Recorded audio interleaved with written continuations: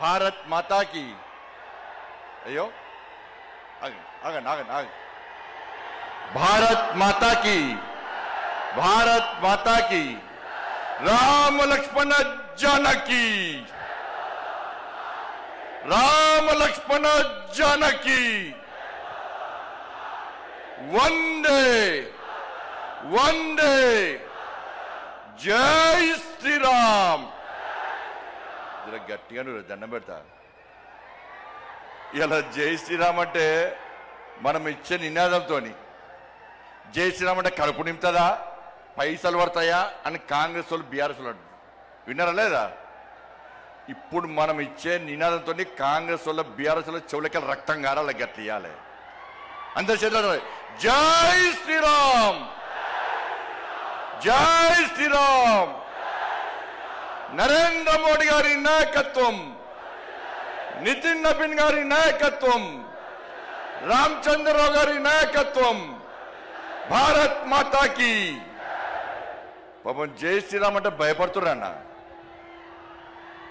జై శ్రీరామ్ నినాదమే ఇలా పశ్చిమ బెంగాల్లో జై బెంగాల్ జై శ్రీరామ్ నినాదంతో అధికారంలోకి వచ్చామన్నా అస్సాంలో కూడా జై శ్రీరామ్ నినాదంతో అధికారంలోకి వచ్చామన్నా నెక్స్ట్ తెలంగాణలో వచ్చేది జై శ్రీరామ్ జై తెలంగాణ ఏం నినాదం జై శ్రీరామ్ జై శ్రీరామ్ జై శ్రీరామ్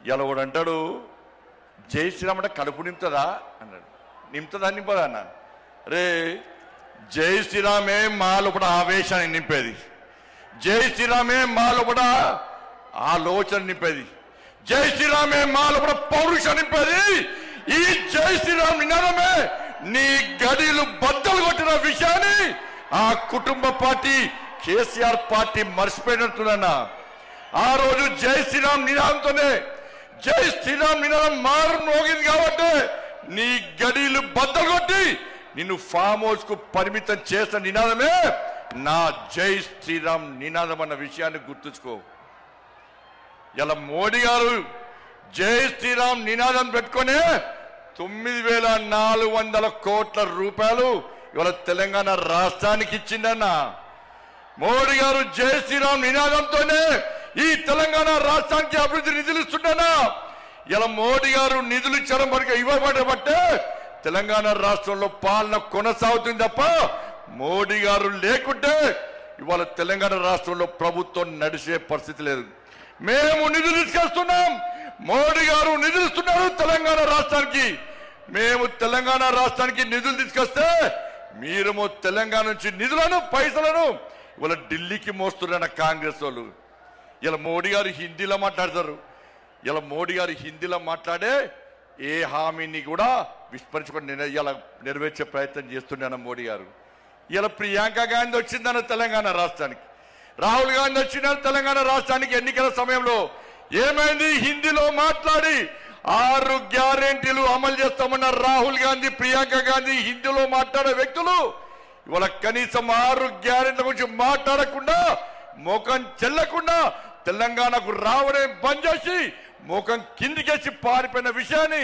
కాంగ్రెస్ పార్టీ నాయకులు గుర్తించాలి అందుకే మా కార్యకర్తల కూడా జోష్ ఉందన్న ఈ జోష్ చూస్తే మీ ఆవేశం చూస్తే మీ లోపల ఉడుకు రక్తాన్ని చూస్తే మీ పౌరుషం చూస్తే ఇవాళ కాంగ్రెస్ వాళ్ళు బీఆర్ఎస్లకు ఇవాళ నైట్ అండ్ రాత్రి నిద్ర పట్టదన్న బెంగాల్లో గెలిచామన్న బెంగాల్ వట్టి గెలవలేదన్న బెంగాల్ వట్టి గెలవలేదన్న ఇలా బెంగాల్ కార్యకర్తలు కానీ కేరళ కార్యకర్తలు కానీ సరే కేరళలో ఓడిపోవచ్చు అతి త్వరలో తెలంగాణ కేరళలో అధికారంలోకి వస్తామన్నా ఇవాళ బెంగాల్లో అనేక మంది కార్యకర్తలు బలిదానం అయిపోయారక్క అనేక మంది కార్యకర్తలు బలిదానం అయిపోయారన్నా మహిళా మోర్చా కార్యకర్తలు రేపు చేసి చంపిరన్నా కార్యకర్తలను కట్టేసి వాళ్ళ తల్లిదండ్రులను చంపిరన్నా తల్లిదండ్రులను కట్టేసి కార్యకర్తలను ఇంట్లో వేసి దగ్ధం చేసిరన్నా 300 మందికి పైగా ఇవాళ బెంగాల్లో కార్యకర్తలు బలిదానం చేస్తే ఇలా కార్యకర్తల బలిదానాన్ని నా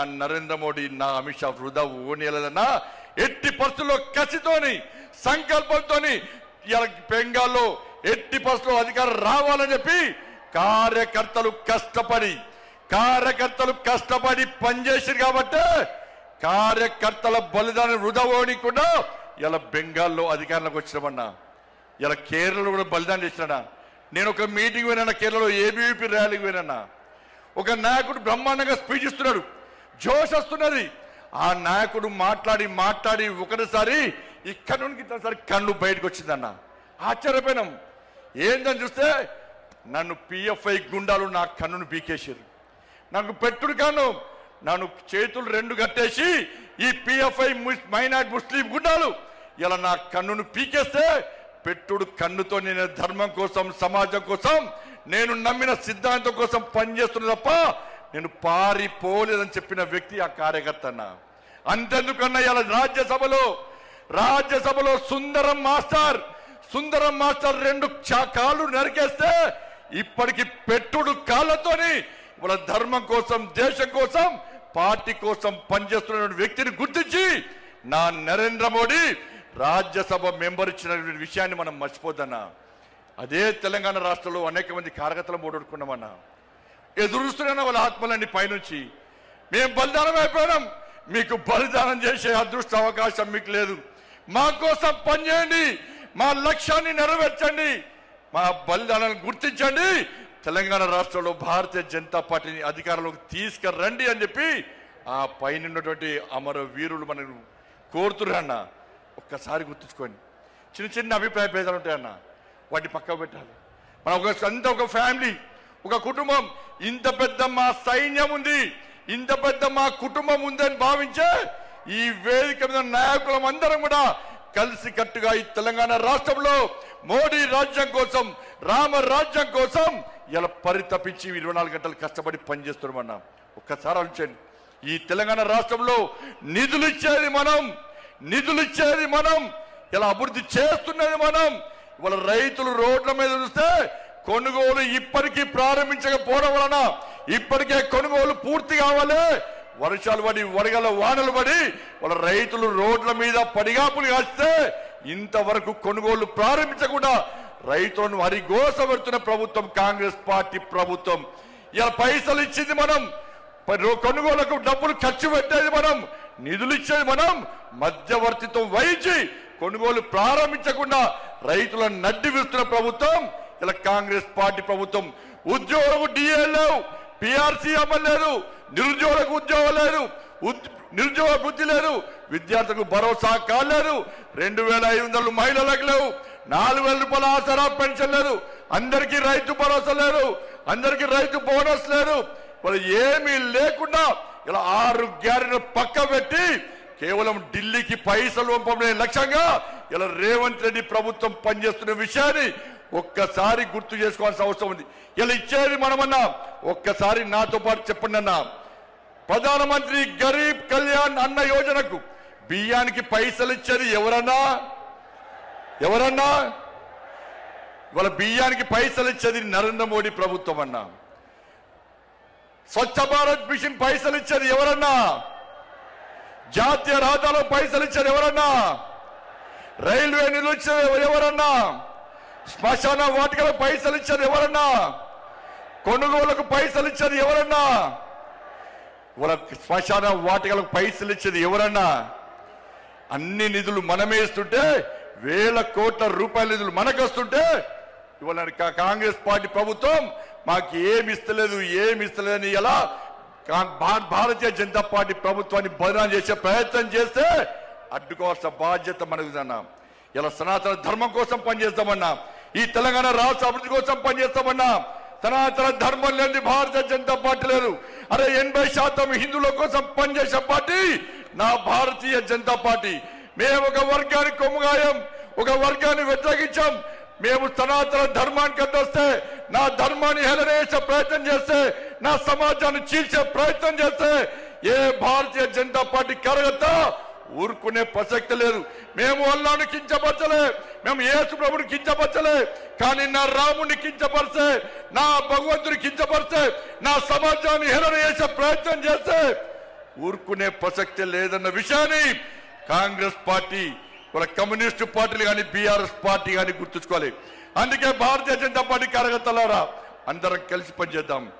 నేను ఏ రోజు కూడా పార్టీ తల వంచుకునే పని చేయనన్నా. ఇలా పార్టీ కోసం పనిచేస్తాం. మేమందరం కూడా ప్రతి భారతీయ జనతా పార్టీ కార్యకర్త జై శ్రీరామ్, భారత్ మాతాకి జై అని నేను భారతీయ జనతా పార్టీ కార్యకర్తనని చెప్పి తలెత్తుకొని సగర్వంగా తలెత్తుకునే విధంగా పనిచేస్తుంది తప్ప పార్టీకి తల వంచే పని చేయనన్నా. చాతగాని మూర్ఖులు, ధైర్యంగా రాజకీయంగా ఎదుర్కోలేని దద్దమ్మలు ఇలా ఏదో చేసి బండి సంజయ్ని గాని భారతీయ జనతా పార్టీని ఇబ్బంది పడితే నేను ఫామ్ హౌస్ లో ఎలుకని కాదన్నా, ఫామ్ హౌస్ లో ఎలుకని కాదన్నా. నేను నా అయ్య పేరు చెప్పి రాజకీయాలు రాలేదన్నా, నా తాత పేరు చెప్పి రాజకీయాలు రాలేదన్నా, ఏదో జెండా పెట్టి అంటే రాలేదన్నా. నేను కాషాయపు జెండాను, కమలపు జెండాను భుజం మీద మోసుకొని సామాన్య కార్యకర్తగా నా రాజకీయం ప్రారంభించి ఒక రాష్ట్రీయ స్వయం సేవకగా, ఒక ఏబీవీపీ కార్యకర్తగా, ఒక యువమోర్చా కార్యకర్తగా, ఒక నరేంద్ర మోడీ శిష్యునిగా భారతీయ జనతా పార్టీ కార్యకర్తగా పనిచేస్తున్నప్ప సగర్వంగా భారతీయ జనతా పార్టీ కార్యకర్తని తలెత్తుకొని తిరిగి పనిచేస్తున్నప్ప తల వంచే పని చెయ్యన్నా. నన్ను నమ్మండి అన్నా, తప్పుడు ప్రచారం నమ్మకండి అన్నా. మా ఎంబడి ఉండండి, ఇక వదిలిపెట్టే ప్రసక్తే లేదు.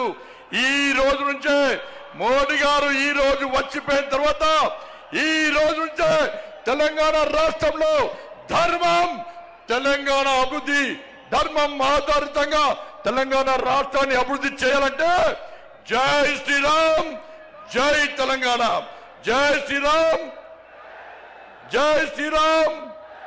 ధన్యవాదాలు. జై శ్రీరామ్, జై తెలంగాణ.